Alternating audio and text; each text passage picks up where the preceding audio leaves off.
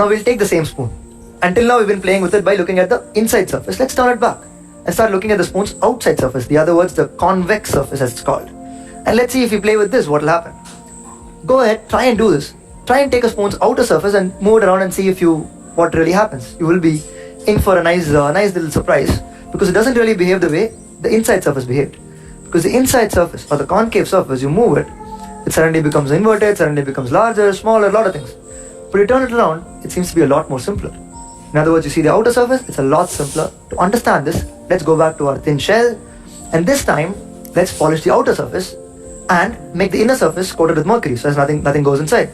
Then let's cut a very small thin slice. Take it out. What we have is a surface that is polished on the outer side and not so polished on the inner side. In other words, coated with mercury on the inner side.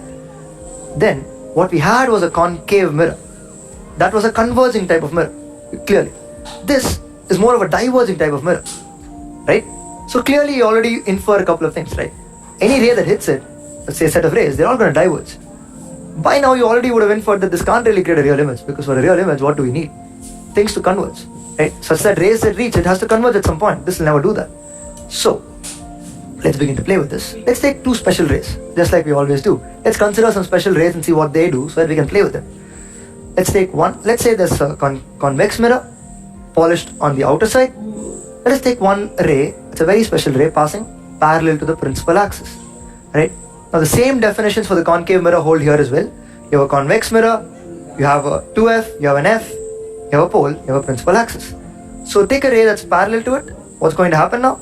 Draw the normal at the point of contact, draw the reflected ray. In the case of a concave mirror, the ray that's reflected will pass through the focus.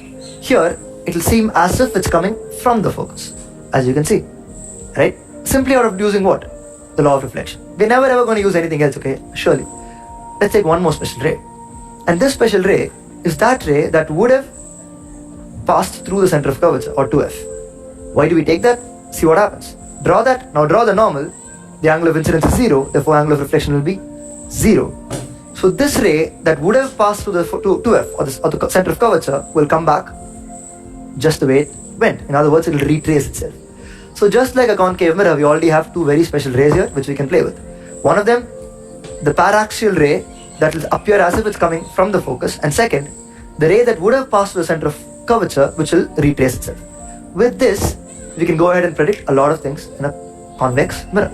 So it turns out, for our convenience, that the convex mirror is a lot simpler than a concave mirror. That could interest you or not interest you, but yeah, it is a lot simpler, because in a concave mirror, you saw that depending on where you keep, a lot of things change. But in a convex mirror, it's a lot simpler. So you take a convex mirror, let's see what happens, right? So take a convex mirror, take a principal axis, take an object anywhere. Yeah, a same candle represented as an arrow, and look at what happens. There's an F, there's a 2F, there's an F on the other side and a 2F on the other side, because those are more important to us, right? In this case, for a convex mirror, the focus and 2F are going to be on the other side. Let's take our two special rays, one parallel, draw it, it seems as it's coming from the focus. Take the other one, which would have passed the center of curvature, which is our second special ray, and that goes that way. Two diverging rays, as expected, it's a diverging mirror, kind of diverges the rays. So will it form a real image? Not really. So if you go stand there, it will seem as if those two are coming from a point over there, right? Which means what? We have the virtual image of that topmost point. Where will the virtual image of the bottommost point be? You're right, it will be exactly at the principal axis itself, just below that point. Now what do you have? Connect the dots.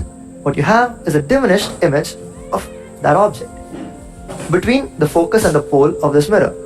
Now what's interesting here is, no matter what you do, the image you form in a convex mirror will be diminished, will be erect, and will be between the pole and focus.